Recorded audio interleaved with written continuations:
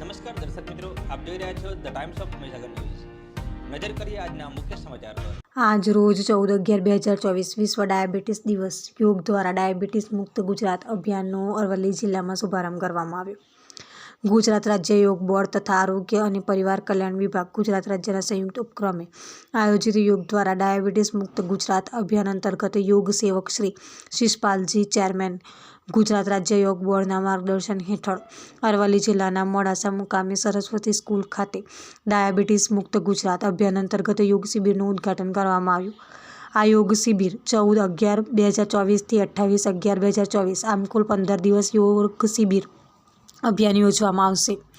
ગુજરાત રાજ્ય ડાયાબિટીસનું હબ બની ગયું છે ત્યારે ગુજરાત રાજ્ય યોગ બોર્ડ દ્વારા એક નમ્ર પ્રયાસ કરવામાં આવી રહ્યો છે અને અરવલ્લી જિલ્લાનો યોગ દ્વારા ડાયાબિટીસ મુક્ત કરવામાં આવશે તેવું શ્રી જયેન્દ્રકુમાર મકવાણા અખબારી યાદીમાં જણાવ્યું હતું।